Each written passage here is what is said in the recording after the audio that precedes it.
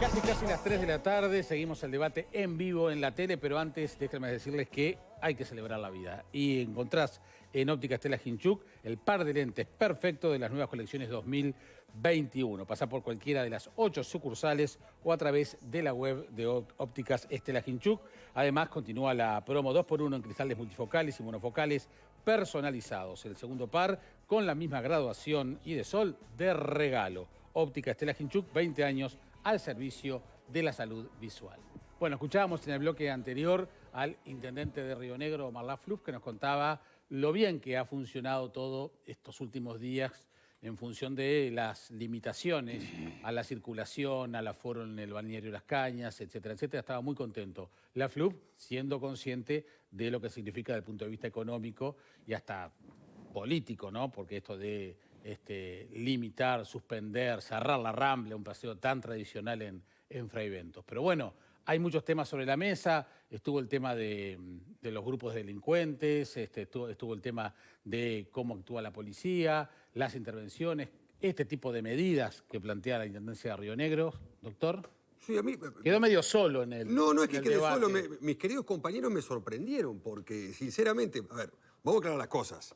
Lo que se dijo acá es que existieron 630 y pico de aglomeraciones y contados con los dedos de las manos donde se vieron disturbios. Y dentro de esas aglomeraciones, un puñado de delincuentes, porque son delincuentes, aunque mis compañeros entiendan lo contrario, fueron los que actuaron de esta forma y es donde yo pedí mayor severidad. Está claro que el director de policía insinúa algo. Pero, Claramente. A mis compañeros. Una persona que le tira un botellazo en una rodilla a un funcionario policial, que revienta a pedrazo a un patrullero y aparte prende fuego un auto.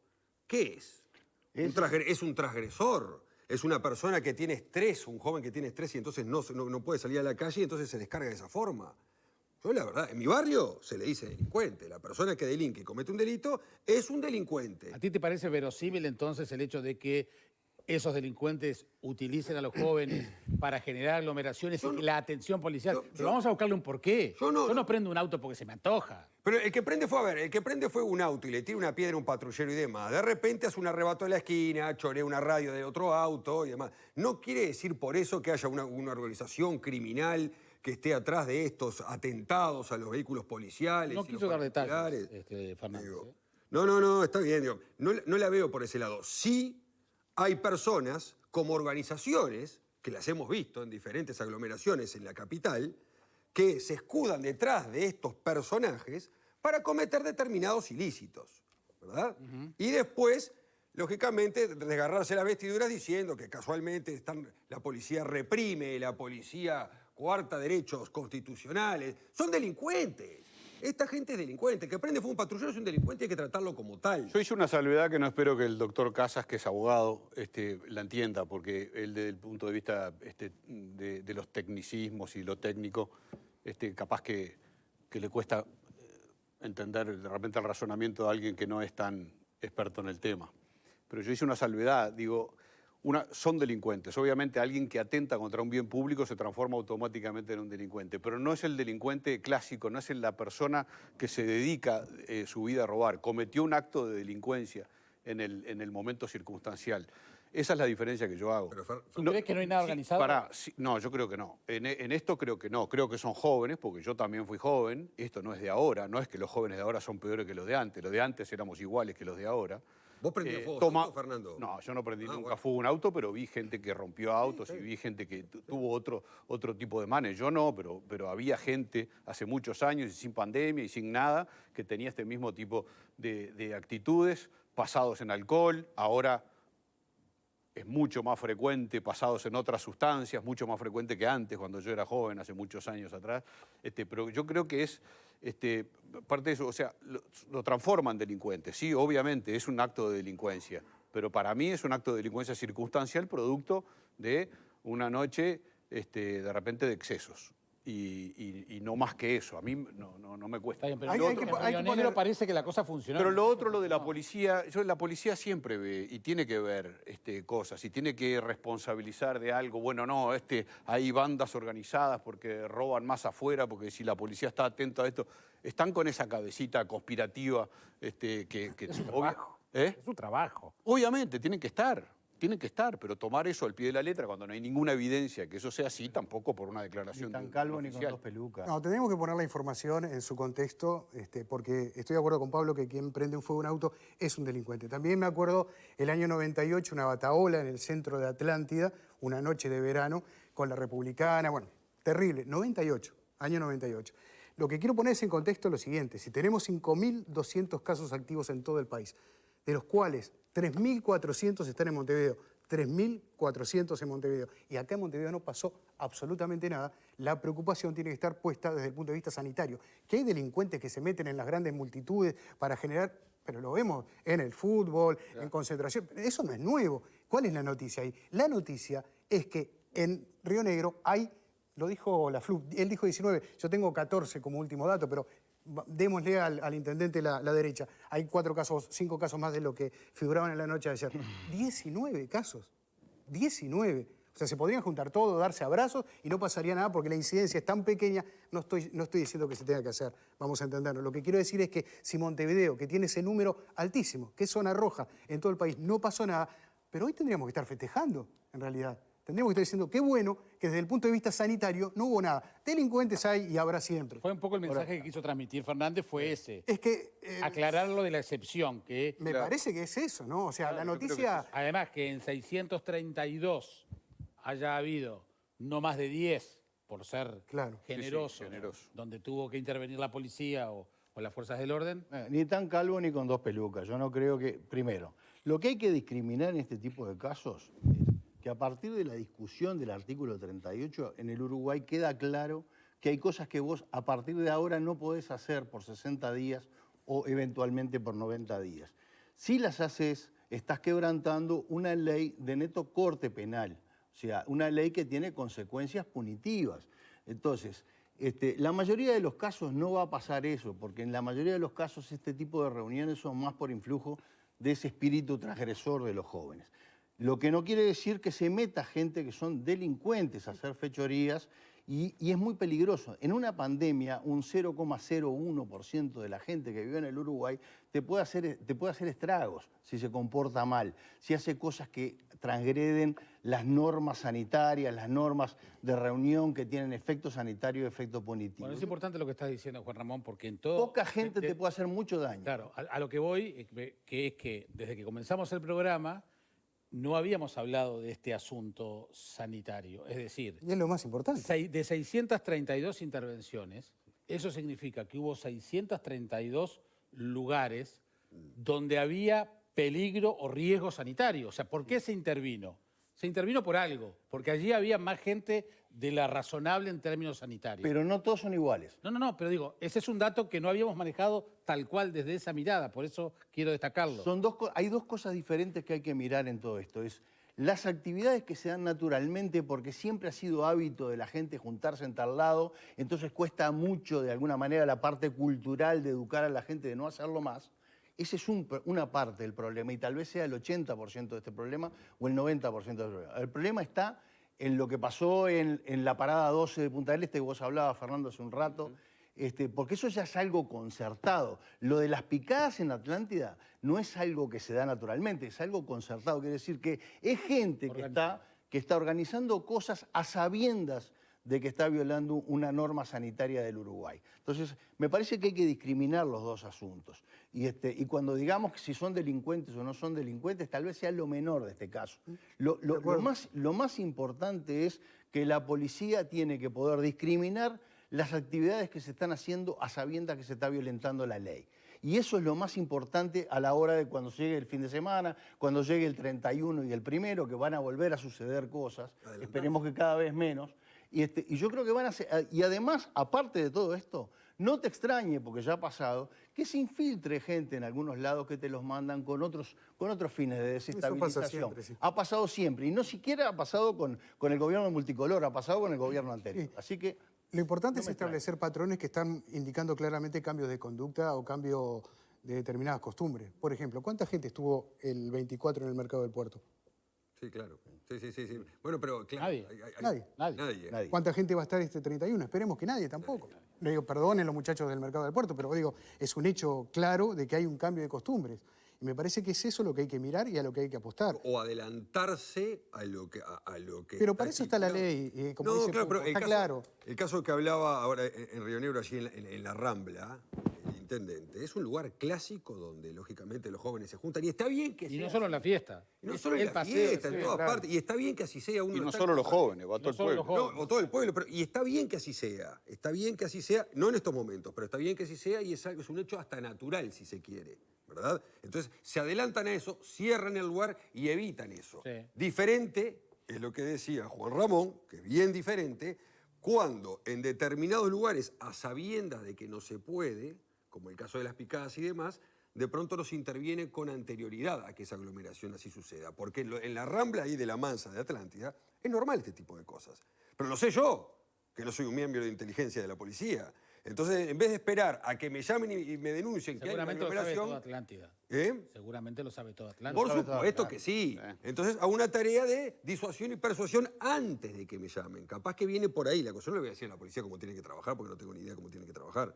Pero me parece que hay determinados lugares donde habría que adelantarse a los hechos que se pueden prever. Yo creo que está bueno que estemos conversando estas cosas y debatiendo estas cosas. Yo creo que de alguna manera estamos poniendo sobre la mesa, con las miradas de cada uno de ustedes, para las próximas fiestas, para el próximo fin de semana, pero también en enero, porque esto no se termina el 10 de enero. No, ojo, no, claro. se termina, no se termina.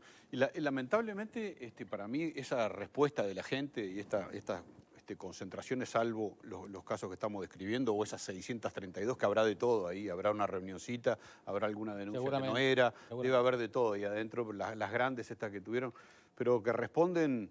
el buen comportamiento, lamentablemente, creo que vuelve a responder al miedo, ¿no? Los 11 muertos de ayer, los 8 de anterior, los 8, los 7 de la semana. Me parece que esta cantidad y los números que preocupan bastante, me parece que otra vez estamos respondiendo al miedo, que a mí me parece que es el elemento motivador casi siempre y en todos los órdenes.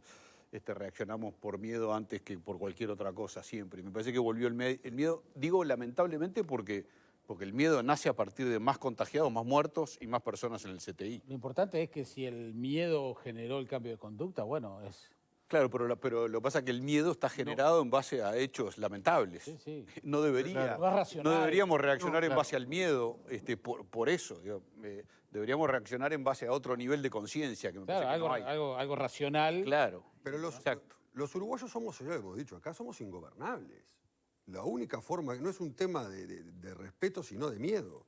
Esa es la realidad, lo que decía Fernando ahora. Volvemos allí a fines de marzo, principios de abril, donde el 70 y pico, 80% de la población le tenía miedo al virus porque lo desconocía. Claro. Entonces, lógicamente, se empezaron a guardar en sus casas, quédate en casa, etcétera, etcétera. Luego se perdió y ahora está volviendo, pero está volviendo con un conocimiento del virus que antes no se tenía y ahora se está viendo lo que es la letalidad. Porque si ayer fallecieron 11 personas, algo está pasando, salvo los terraplanistas, ¿no? Que dicen que esto es un invento y la gente muere por... Bueno, pero ojo que ese escenario también que está planteando Fernando está hablando de una radicalización también, de alguna manera. O sea, aquellos que vos decís, terraplanistas, lo que sea, están cada vez más radicalizados en su postura. Lo estamos viendo, ya empezaron a salir algún médico en redes diciendo quiero debatir con mis colegas porque esto no es así, con una postura muy firme que no se vio hasta hace no mucho tiempo, por lo menos no a nivel tan masivo. Y creo que por el otro lado el miedo no es lo mejor, porque en definitiva no ayuda. Me parece que el respeto sería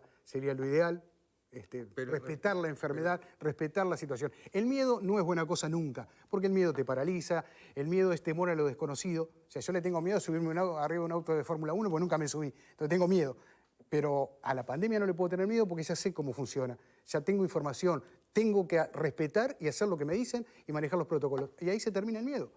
Claro. Sí, eso es el tema, Pepe, es que... utópicamente es precioso. No es utopía, Sí, es lo que se hace en todas partes del mundo. No es miedo, es conciencia. Pero la reacción del... Bueno, pero hay que tomar conciencia y eso es un Ayer fenómeno escuchaba nuevo. a un médico intensivista, cardiólogo, no recuerdo el nombre, en Telemundo, entrevistado por Ileana da Silva, donde explicaba la muerte en el CTI. Sí, muy duro.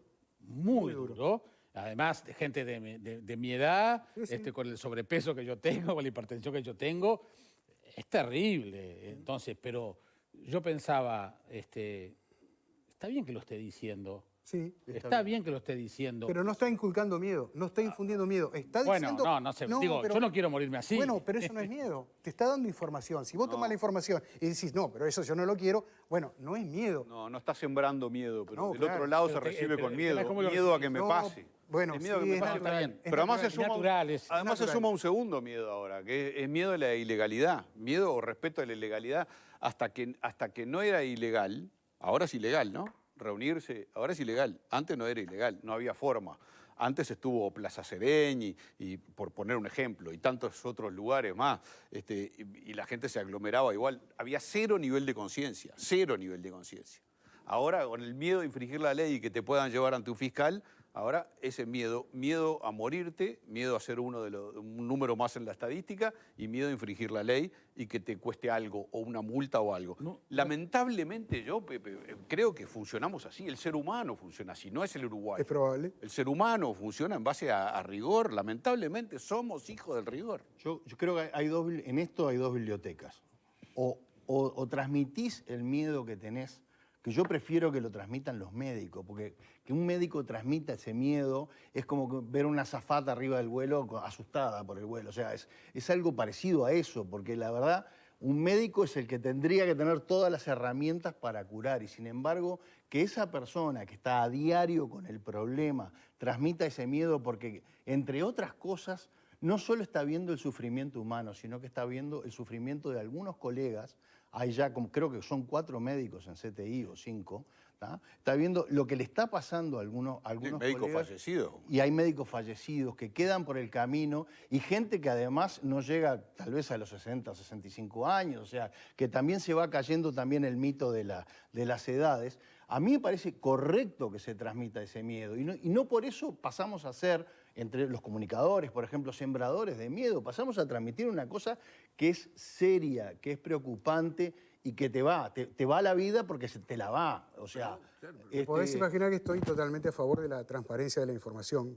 Está de más que lo diga. Lo que no me convence es que digan que se transmite miedo. Porque no creo que un profesional como el que estuvo ayer acá en Telemundo estuviera transmitiendo miedo. Estaba transmitiendo conocimientos, experiencia y señalando que si no hacemos bien las cosas, esto es lo que va a pasar. Es muy distinto al miedo.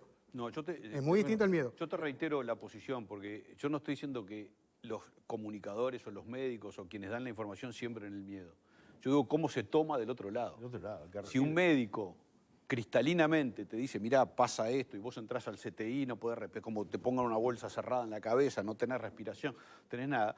El médico te está diciendo totalmente transparente, pero del otro lado vos lo recibís con pánico. Es la foto en la caja de los cigarros. Es la foto en la caja. Está bien, pero me parece que en realidad le estás dando información para que la otra persona Correctísimo. lo maneje. Yo creo que Otra cosa es que diga, ay, amigo, no tengo ni idea cómo lo voy a salvar. No sé, es más, me tengo que ir. distinto. No, está Eso es claro. miedo, eso sí es miedo. Infundado, ese es el miedo infundado. No, pero eso no, eso sería Otra cosa es que yo te diga, Pero eso mira, sería una si no irresponsabilidad. haces esto te vas a morir. Bien. Si no cumplís con determinadas normas, pones en riesgo la salud de tu familia y la del país entero. Tal. Eso es otra cosa. Lo que pasa es que me lo parece- estamos mirando de distintos ángulos. Yo creo que El que están- transmite y del que Y el que recibe.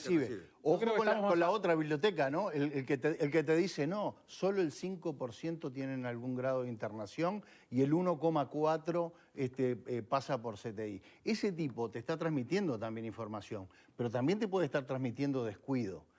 Por lo menos a las personas jóvenes le va a transmitir descuido. Al 1% ese es el piano que se le cae en la cabeza y siempre se te puede caer el piano en la cabeza.